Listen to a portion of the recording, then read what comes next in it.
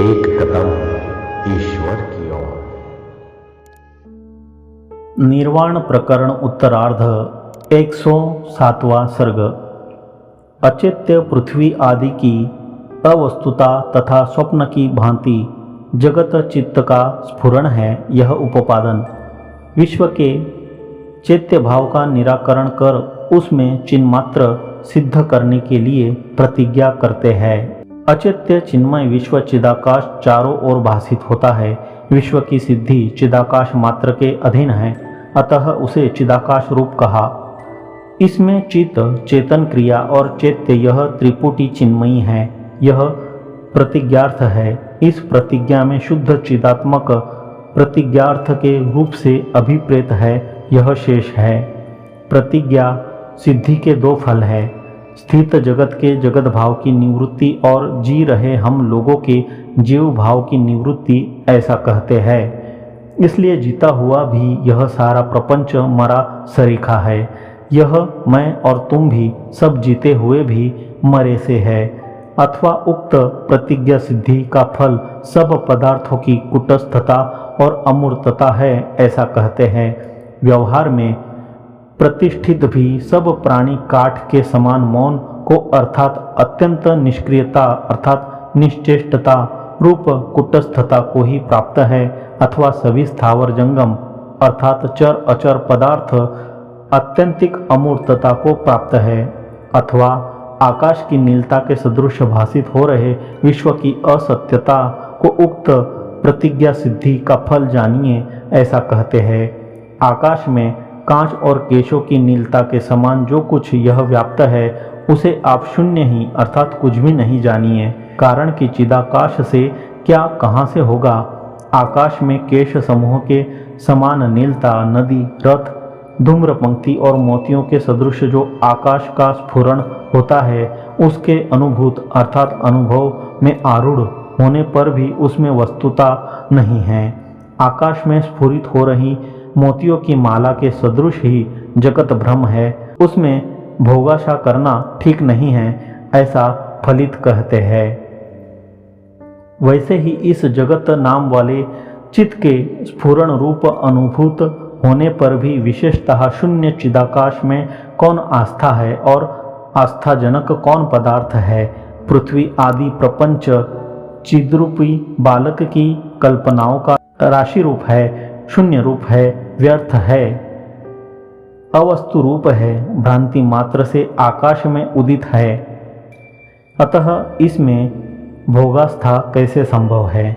हे मूढ़ लोगों, कहो तो यह मेरा है, यह मैं हूँ, इस प्रकार की आस्था क्या ठीक है अर्थात अनुचित है। प्रश्न, यदि आस्था अनुचित ही है तो क्यों लोग उस पर आस्था करते हैं। उत्तर, हाँ ठीक है। जैसे बालक के संकल्प में बालक को ही दिलचस्पी है, अन्य को नहीं, वैसे ही मूर्ख जन ही इस असत प्राय प्रपंच पर आस्था करते हैं, बुद्धिमान नहीं। अतएव जिन्हें तनिक भी विवेक झलक प्राप्त हो गई, उन्हें असत पृथ्वी आदि का लाभ कराने वाला विचार जो जन्म को निष्फल बनाने वाला है, छोड़कर जन्म को सफल बनाने वाले वैराग्य आदि साधनों का सहारा लेना चाहिए, इस आशय से कहते हैं। पृथ्वी आदि असत पदार्थ के विचार विमर्श से जन्म वृथा जाएगा। हे आकाश को धोने का उद्योग करने वाले मूर्ख जीव, तेरे हाथ कुछ भी न लगेगा। जैसे सुवर्ण रत्न आदि के लोभ की इच्छा से प्रवृत्त आदमी यदि सोने और हीरे की खान का धोना पोंछना छोड़कर आकाश को धोने पोंछने लगे, तो चाहे कितनी ही मेहनत क्यों न करे, फल कुछ न देखेगा। वैसे ही पृथ्वी आदि असत पदार्थों का विमर्श भी आकाश धोने के तुल्य वृथा ही है, यह भाव है। पृथ्वी आदि की सत्ता का कोई कारण न होने से अनुत्पत्ति द्वारा पहले उपोपादन कर चुके हैं, ऐसा कहते हैं। सहकारी आदि कारणों के अभाव से जो सृष्टि के आरंभ में ही उत्पन्न नहीं हुआ, भला बतलाइए तो वह आज कहाँ से उत्पन्न होगा। इस व्यवहार में तल्लीनता विद्वानों के लिए हास्यास्पद ही है, ऐसा कहते हैं।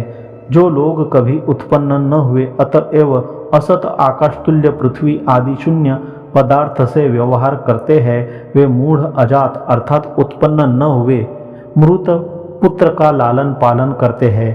तात्विक दृष्टि में पृथ्वी आदि की अत्यंत असंभावना अपने अनुभव बल से कहते हैं। ये पृथ्वी आदि कहाँ से हुए, किससे हुए और कैसे हुए, इनका स्वरूप क्या है। इस प्रकार यह शांत चिदाकाश ही अपने में अपने आप स्फुरित होता है। मूढ़ दृष्टि को तो हम प्रमाण नहीं मान सकते, ऐसा कहते हैं। कार्य कारण काल आदि की कल्पनावश व्याकुल चित्त वाले जिन मूढ़ों की दृष्टि में इस तरह पृथ्वी आदि है, उन मूढ़ों से हमें कोई मतलब नहीं है। तत्वज्ञों की दृष्टि में पृथ्वी आदि से रहित और मूढ़ों की दृष्टि में पृथ्वी आदि से युक्त जगत चिदात्मक है या स्वप्न का पृथ्वी आदि से रहित जगत और जागृत में प्रसिद्धि पृथ्वी आदि से युक्त जगत दोनों ही चिदाकाश रूप है। जैसे स्वप्न आदि में चित्रूपी मणि पृथ्वी आदि के रूप में स्फुरित होती है, वैसे ही चिदाकाश इस प्रकार जगत के रूप से स्फुरित होता है। स्वानुभवैक वेद्य जो इस चिदाकाश का निराकार स्वरूप है, वही यह महितल आदि रूप से वेद्य दृश्य नाम धारण कर उस तरह स्फुरित होता है। 107वां सर्ग समाप्त।